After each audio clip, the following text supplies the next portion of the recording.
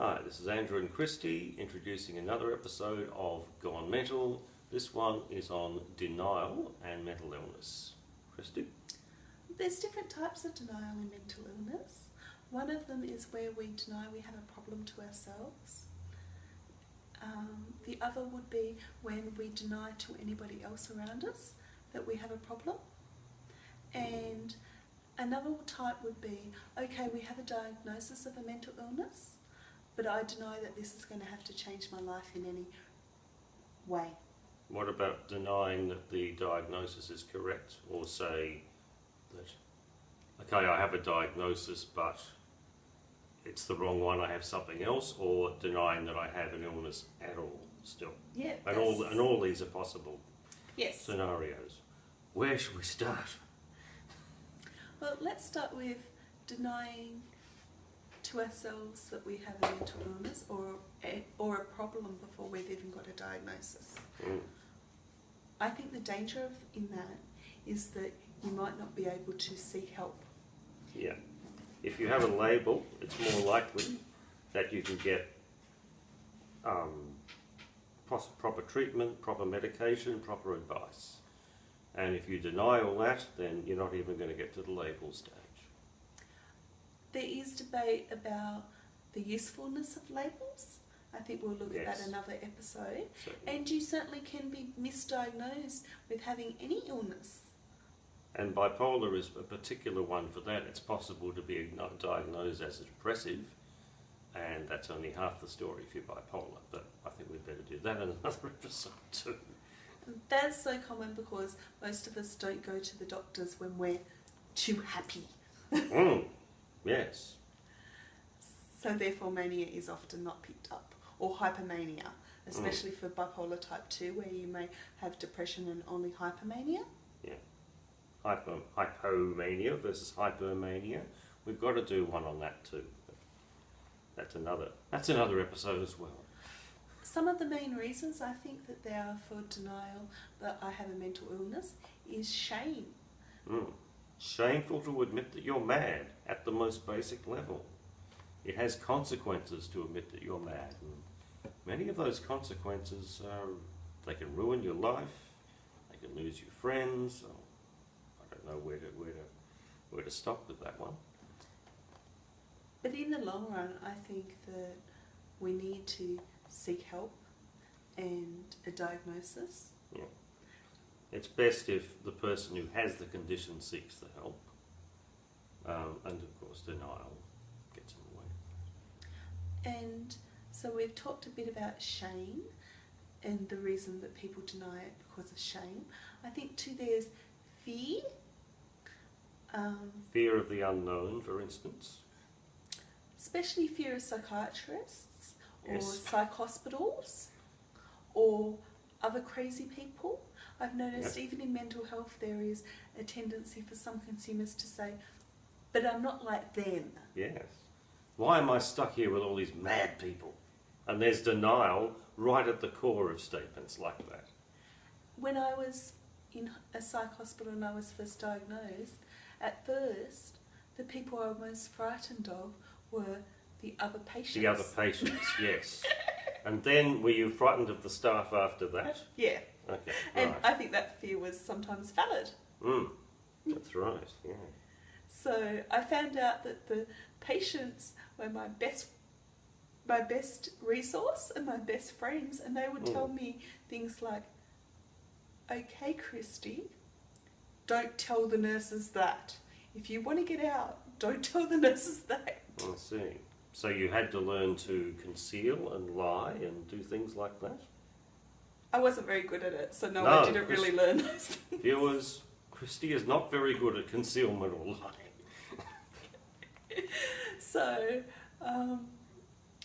hence it took me 7 weeks to get out, whereas maybe if I'd paid attention to what the other patients were saying, I would have been out much faster. I see. So you were talking about denial, who to trust in psych hospitals. Yes. Yep, but also when you were first diagnosed with bipolar, Andrew, you talk about you being in a state of shock. Did you experience any denial? I don't think denial was it. I think it was more disbelief than anything else. My diagnosis was bipolar type 2, which we must do one on the difference between types 1 and 2. Briefly, it's a milder form of bipolar. It's a different form. Yeah, it's a different form. It can be quite rough, but it's very hard to diagnose. More information, see episode 1. Yeah. I think disbelief more than denial. For most of my life, certainly for my adult life, my greatest fear was that I would be touched by depression the same as Mum. It never occurred to me that I would have bipolar, even though it was a different type, the same as Mum. And bear in mind that I have a psychology major.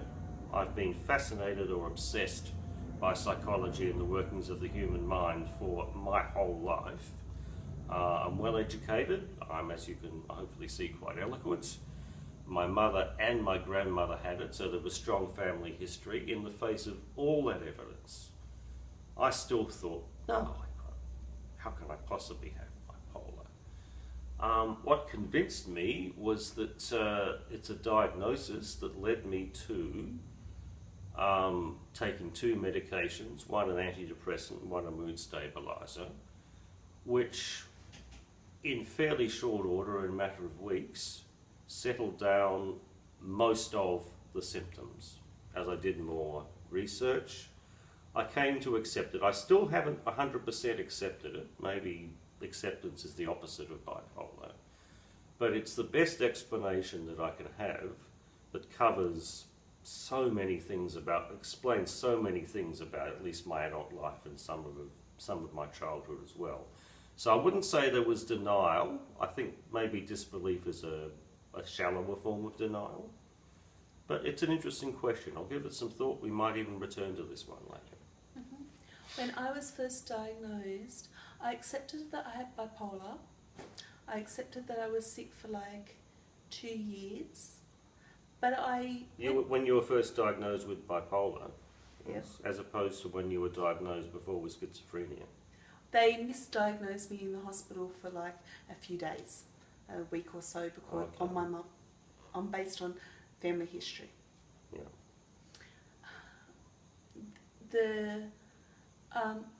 I accepted that I had bipolar. That made sense to me. Mm-hmm. What I was in denial for, I would say up until maybe at least until I turned around 27 or so, and I went to the same mental health course in Certificate for Mental Health where I met Andrew. I didn't believe that it would make much difference in my life. It had been something I'd gotten over, really. And that you've been cured of bipolar? Or not cured, but I was able to manage it, and it did not have to be a big deal in my life. So you could get away without taking medication? I did for a while. And that you'd seen off the worst of it, and it was probably not going to come back, definitely not coming back? I could make sure it didn't come back by sheer willpower.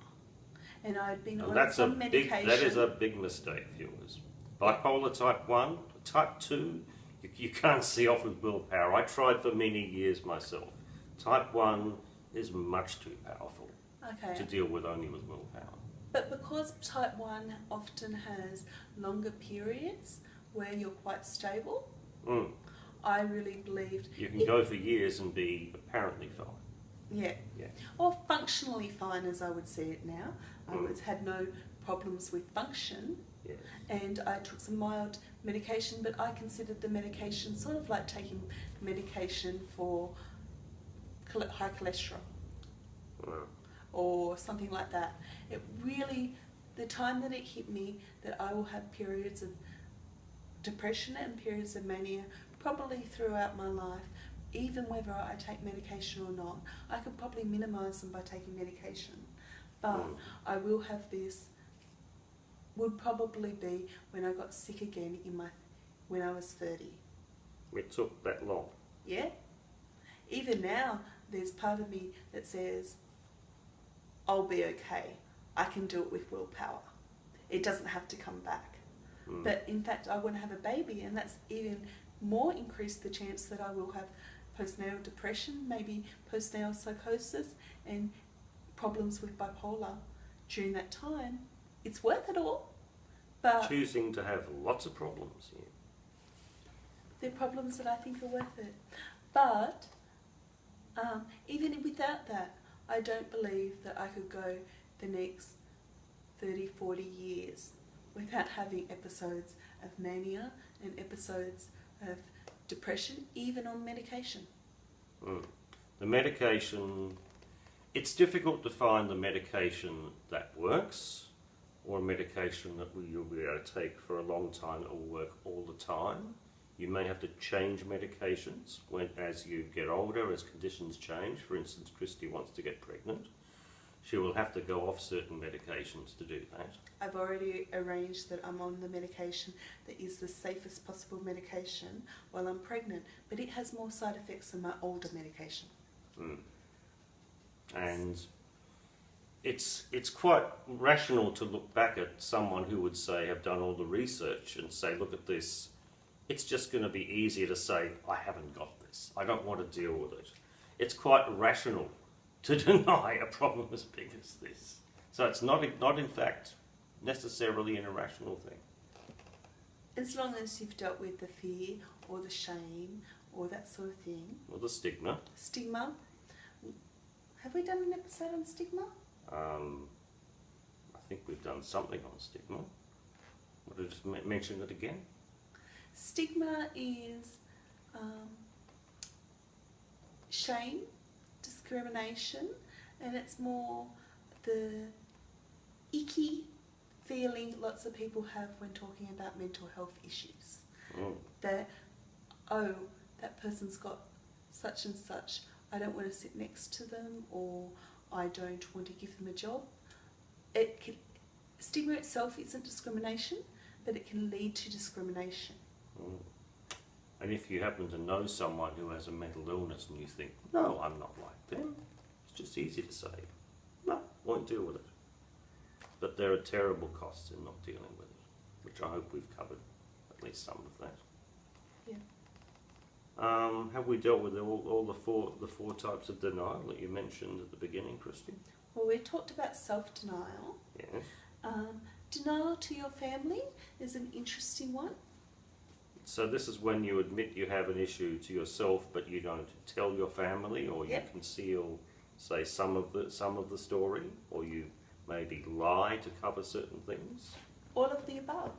This is where, because of the stigma, because of the shame, and because of your fear, you won't tell the people closest to you about it. Who may be able to give you the most help.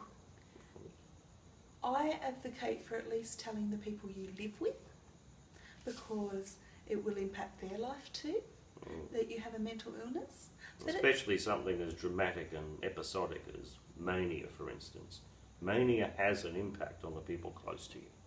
And you really don't know it at the time, because you think the rest of the world is crazy and you're just wonderful. Yes, but when you come down and you see the shell shock and the damage, yes, you find out about it then. But I also advocate that if people are not living in the same house for you, you actually have a right to your own privacy. Privacy is a bit different to denial. It's completely different to denial, but they do in some places overlap. I think that's one thing you want to express. You don't have to tell anybody that you have a mental illness. I say except those living with you, if you don't want to. Yes. And you shouldn't have to disclose that you have a mental illness to an employer unless it directly affects what you do in your work. And that can be a very difficult line to work out. We're not saying it's going to be easy. There may be times where you have to tell your employer because your behaviour might put somebody else in danger. Yes. But other than that, I would advocate in most cases not telling your employer because of stigma, shame and discrimination. Now, for a couple of jobs that I've been interviewed for, I've been horrified to find out that they have a medical exam as part of the procedure. Now, before I got to my diagnosis and I was At the time before my diagnosis, I was effectively self-medication on tranquilizers. I might do a separate vodcast on that one. But I knew that I was taking quite a strong medication, and I thought if it showed up on a medical report and an employer found about it, they would ask questions. So I never went ahead with any job that required me to have a medical. But I often thought, how would I handle it? I thought I would have to admit that I was taking psychoactive medication to the doctor and possibly say to them, look, this is confidential between you and I, this is not to be passed along, and to have to trust them. But it's a fraught issue, particularly when the doctor is, say, a company doctor, it's someone you haven't been going to, and generally when a company orders a medical test, they bring in their doctor because they don't want to trust your doctor. I think we pretty much have to wrap it up at this stage, Andrew. I think we'd better, yes. Thank you for watching another episode of Gone Mental. And tell us about your experiences.